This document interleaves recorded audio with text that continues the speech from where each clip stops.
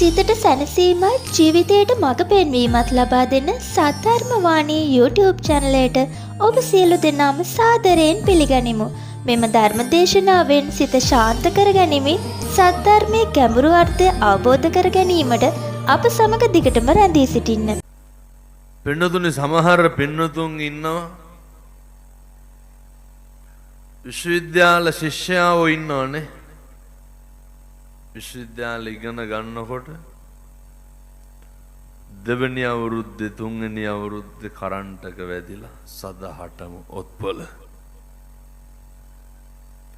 අවුරුදු 30ක් 40ක් එකතැන උත්පත්තියෙන්ම ඇඟිලි වෙන් වෙලා නැහැ. උපන්දා ඉඳන් මරණකම් ඇඳ උඩ ඉන්න මිනිස්සු ඉන්නවා. ජීවිතේ කවදාවත් මහ පොළොවේ පය ගහලා නැති මිනිස්සු ඉන්නවා. ඔය වෙලාවක් හම්බුනහම ඔය මොනා හරි දාන ටිකක් එහෙම දීලා එන්න යන්න. එතන ඉන්නවා පින්නතුනේ. අපි වගේ හොඳට ජීවත් වුණොත් වෙන්නේ. එතන හොඳ ව්‍යාපාරිකයෝ ඉන්නවා. පින්නතුනේ මේ ජීවිතේ හරි පුදුමාකාරයි කොච්චරක්ද කියනවා නම් ඒ මිනිස්සු මරණකම් මෙහෙමම තමයි. පින්නතුනේ මරණකම්ම ඔළුව උස්සන්න බැරි කට්ටිය ඉන්නවා. දැන් කියන්න බලන්න ඔය ඇත්තන්ට තියෙන අඩුපාඩුව. මොකද්ද හාමුදුරුවනේ අපිට මෙන්න මේ දේ නෑ කියලා කියන්න තියෙන්නේ මොනවාද?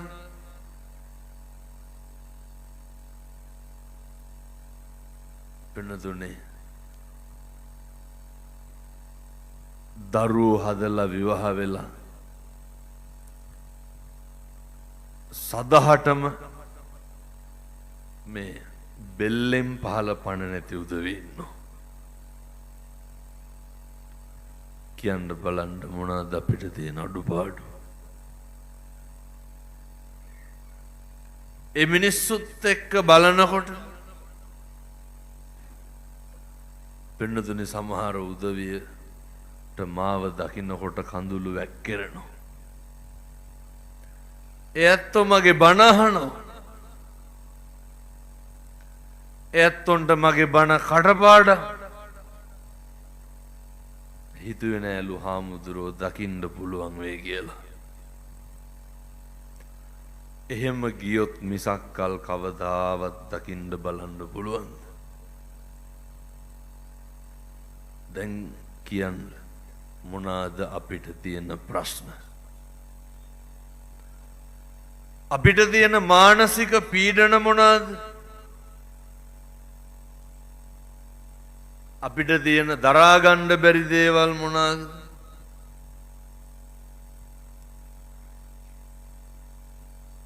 පින්නතුන්ට තේරෙන්නේ නැද්ද? අපිට එහෙම කිසිම ප්‍රශ්නයක් නැහැ කියලා. මේ සෑම දෙයක්ම අපි විසින් ගොඩනගන දේවල්. අපේ ඇසුර නිසුර මගින් ගොඩනගන දේවල්.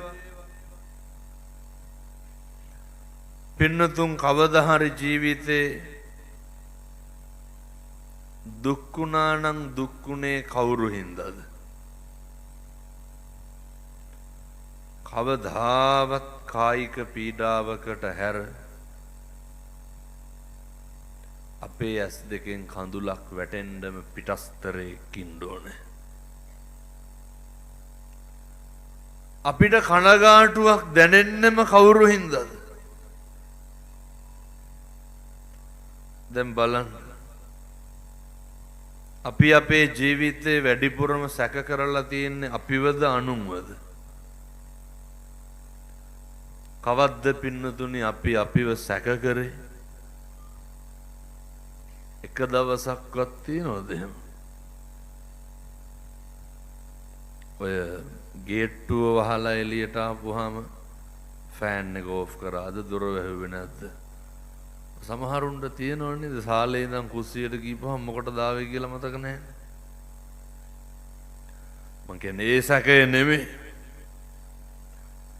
කනගාටු වෙන්න, කම්පා වෙන්න, කලකිරෙන්න, කේන්තිය යන්න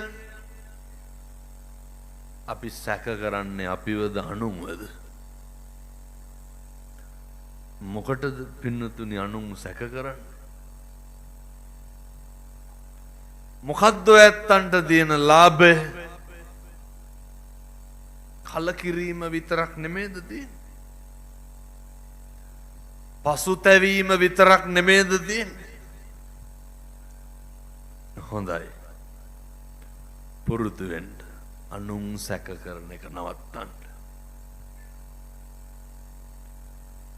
පින්නතුනි සත්පුරුෂකම අසත්පුරුෂකම තෝරන්න බේරන්න භාග්‍යවතුන් වහන්සේ පැහැදිලි කරන්න අහලත් ඇති මං හිතන්නේ අර පුප්ප වගේ කියනවනේ දක්ෂ මාලාකාරයෙක් මල් කඩාගෙන ඇවිල්ලා අර හොඳම මල් ටික අරගෙන ලස්සන මල් මාලයක් හදන්න අහක තියෙන විස බීජ නම් ඇඟට ගන්න එපා. වැඩිපුරම කලකිරීම, දුක, කනගාටුව, පශ්චත්තාප වීම මේ හැම එකක්ම ඇති වෙන්නේ ළඟ ඉන්න අය හින්දාද ඈත ඉන්න අය හින්දාද? ළඟින්ම ඉන්න අය හින්දා. එතකොට පින්නතුනේ ළඟින්ම එහෙම අපි රිදවන්න විඳවන්න ඉන්න උදවිය සංසාරේ අපේ කවුරු වෙන්න ඕනද? ඔය අපිට සැනසීමක් අත්කර දෙන්නේ සංසාරේ කල්යාණ මිත්‍රයෝ. වෙනදුනේ මිනිස්සෙකුට වෛරක්කාරකම පිරිමහන්න, පලිගන්න ලේසි ළඟින් ඉපදිලා ඉන්නකොටද ඈතින් ඉපදිලා ඉන්නකොටද? මතක තියාගන්න. වෛරක්කාරයෝ ළඟින්මයි උපදින්නේ. කොහොමද ඒ වෛරය පිරිමහන්නේ? ඔය සමහර අම්මලා කියනව නේද ඔය දරුවන්ට තොපිනම් අපේ පෙර හතුරුද කොහෙද කියලා. හතුරු තමයි. ඔය සමහර කසාදත් තියෙනවනේ පින්නත. බඳපු දායදන් ඉවරයි. සමහර විට පෙම්වතා පෙම්වතිය වෛරය පිරිමහන්න ලේසි ළඟින් ඉන්නකොට මම යෝජනා කරනවා මැරෙන්න කලින් වෛරය නවත්තලා මැරෙන්න. දැක්කදර දැන් අවුරුදු 3ක් විතර ඇති මගේ වැඩි මතකයේ හැටියට. කොළඹ විශ්වවිද්‍යාලයේ 3 වන වසරේ ශිෂ්‍යාවක් ඝාතනය කරා. අතන තුරංග තරංග පිටිය ගාව බෙල්ල කපලා මැරුවනේ. කවුද මැරුවේ? පෙම්වතා. කොච්චර අහලා තියෙනවද සැමියා විසින් බිරිඳ ඝාතනය කරන ලදී කියලා? අත පය කපලා දාලා පින්නතුනේ. දැක්කදර වප්පියක් අරගෙන කොටනවා. එහෙමත් වෙනවා. දැක්කදර පහුගිය දවස්වල අවුරුදු 5ක පොඩි එකාගේ බෙල්ල කපලා මරලා තිබ්බ. කවුද? අම්මා. කොච්චර අයියලා මල්ලිලා මරාගෙන තියනවද? හොඳම යාළුවෝ මරා ගන්නව දැකලා නැත්? අර අර දැක්කද අවුරුදු 17 16 කොල්ලෙක් මාතරනේ පීයක් අරගෙන 11 පොලකට ඇනගෙන ගියේ. ඊට පස්සේ දැක්කද පහුගිය දවස්වල මැදවච්චි නේද පුතා අම්මට පොරවෙන් කොටලා මැරුවේ සති 3ක් විතර ඇති මං හිතන්නේ. ඔහොම පින්නතුනේ ඔය කවුද සංසාරේ තරහකාරයෝ පින්නතුනේ සංසාරේ වෛරක්කාරයෝ ඔය තරහව වෛරක්කාරකම නවත්තන්න පුළුවන් එකම ආත්මය මොකක්ද?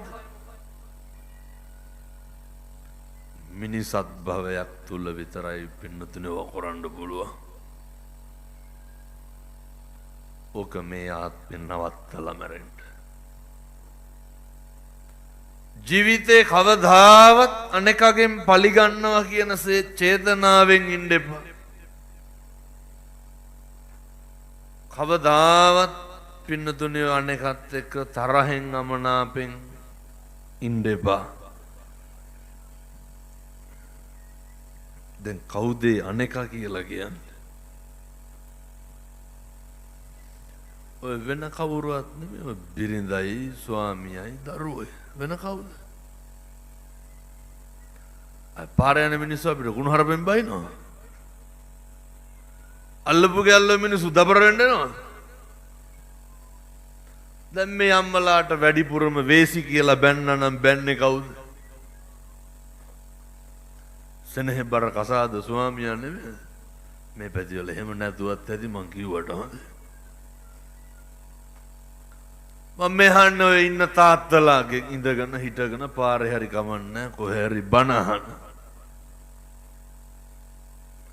මේ වෙනකොට විතර කී ගමනක් විතර තඩි ගහලා තියෙනවා. කාටද? බිරිඳට. කොච්චර කුණුහරුපෙන් බැනලා තියෙනවද? ඔක ඉවර කරන්න මේ ආත්මේ. ගහලා ඉවර කරන්න කියනව නෙමෙයි. ඔය හතුරුකම. ඔක මේ ආත්මේ නැවැත්තුවේ නැත්තම් මොකද වෙන්නේ? ඊට පස්සේ අපි තිරිසන් වෙලා උපදිනවා. තිරිසන් වෙලා ඉපදිලා කොහොමද අපිරිමහන්? අර කියනව නේද අපුච්චේ වහිනෝ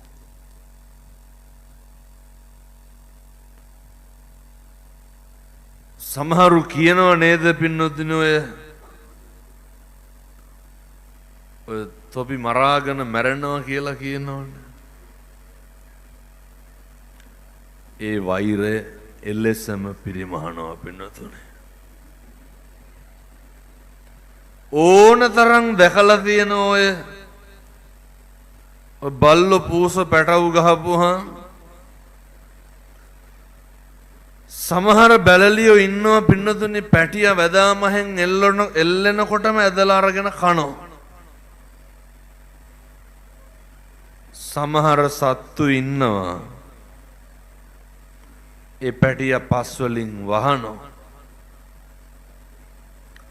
ඒ සමහර ඔය අලි එහෙමත් ඉන්නවා හම්බෙනකොටම පාගනවා. මතක තියාගන්න පින්නතුනේ මේ සංසාරේ කියන හැම වචනයකටම අපිට වග කියන්න වෙනවා. සංසාරේ කරන හැම දෙයකටම අපිට වග කියන්න වෙනවා. ඒ නිසා කාලෙකින් හම්බෙච්ච මේ මනුෂ්‍ය ආත්ම භාවය නිකං නිස්කාරණේ නාස්තිනම් කරන්න එපා. නිකං නිස්කාරණේ අපත් කරන්න එපා. ඔය ඇත්තන්ට ඔය හම්බෙලා තියෙන්නේ මහා ස්වර්ණමය අවස්ථාව. ඔය අවස්ථාවෙන් හරියට ප්‍රයෝජන ගන්නව නම් පින්නතුනි ඔය ලැබිලා තියෙන්නේ සංසාරේ නිවන් දකින්න වරන් ගන්න අවස්ථාව. සංසාරේ පාරමිතා පුරන්න අවස්ථාවක් ලැබිලා තියෙන්නේ. ඒ නිසා හිත කය වචනය කියන තුන්දොර නිරන්තරයෙන් සංවර කරගන්න. පින්නතුනේ සිත සංවර කරගන්න එක අපහසු වුණත් ඔයත්තන්ට හරි පහසුවෙන් පුළුවන් අපේ කයයි වචනයයි සංවර කරගන්න. කොහොමද පින්නතුනේ කයයි වචනයයි සංවර කරගන්න? කය වචනේ සංවරතාවය ඔය දැන් අල්ලපු කෙනාගේ කුඩේ වතුර ඇඟට වැටෙනකොට මොකද වෙන්නේ? ආය යකුණ ගිනවනේ පින්නතුනේ. දැන් ඔය කට්ටිය ඉඳගෙන බණ අහනකොට 10 දෙනෙක් විතර ඉස්සරහට ඇවිල්ලා හිටගත්තොත් මොකද වෙන්නේ? කේන්ති යනවා. පැහැදිලි නේද? කයයි වචනයයි සංවර කරගන්න බෑ කියලා. ඔය බණ අහනකොට කාගේ හරි ෆෝන් එකකට කෝල් එකක් ආවොත් මොකද වෙන්නේ? කාටද කේන්ති යන්නේ? ඔය නේද ෆෝන් එකේ අයිතිකාරයාට ගාණක්වත් නැහැ. වටපිටාවේ මිනිස්සු බලන්නේ නැද්ද චච්චොක් ගාලා ඉපැත්ත? මොකද යනුන්ගේ ටෙලිෆෝන් වලට එන කෝල් වලට අපි කුලප්පු වෙන්නේ? ඒව හරි කැත පුරුදු අනුන්ගේ දේවල් හොයන එක. ඔක නවත්තලා දාන්න. අනුන්ගේ දේවල් වලට ඉබ්බිකම් කරන එක නවත්තලා දාන්න. අර මතකද පින්නතුනේ කගචූපම සූත්‍ර දේශනාව තුල අර මොල්ලිපග්ගුණ හාමුදුරුවන්ගේ කතාව කියනකොට භාග්‍යවතුන් වහන්සේ දේශනා කරනවනේ වේදේශිකා ගෘහපතිනිය ගැන.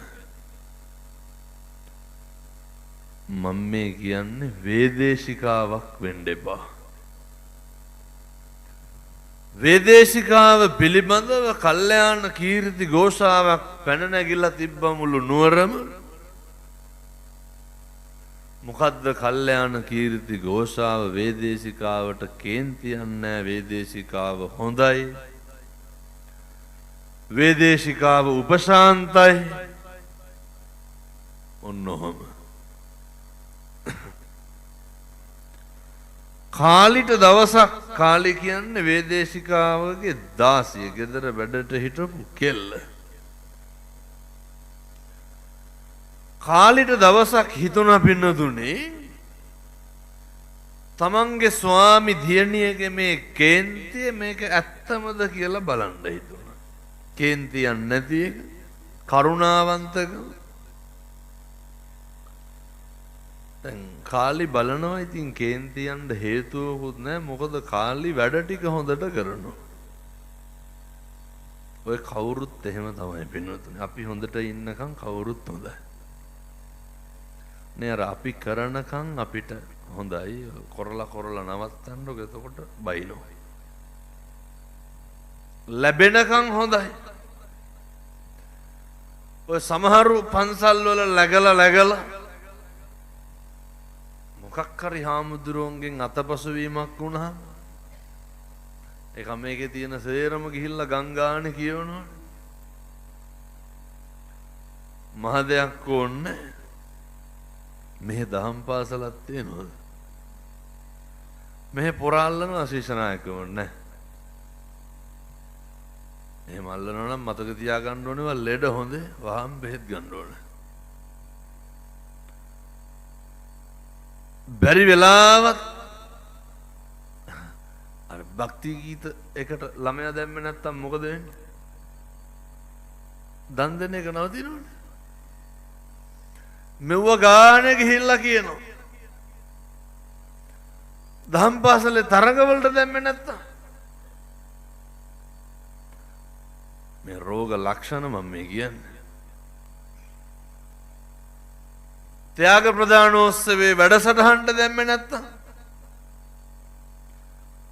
මූණවල් එල්ලගෙන ඉන්නේ එතකොට. මතක තියාගන්න.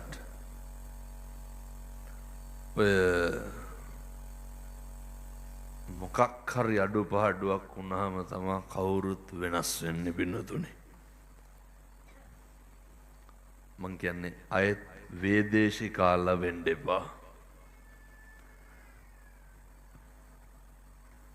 කාලි එක දවසක් පරක්කු වෙලා නැගිට්ටට පස්සේ වේදේශිකා ගෘහපතිනිය කාලිගෙන් අහනවා මොකද පරක්කු වෙලා නැගිට්ටේ? කාලි කියනවා නිකන්.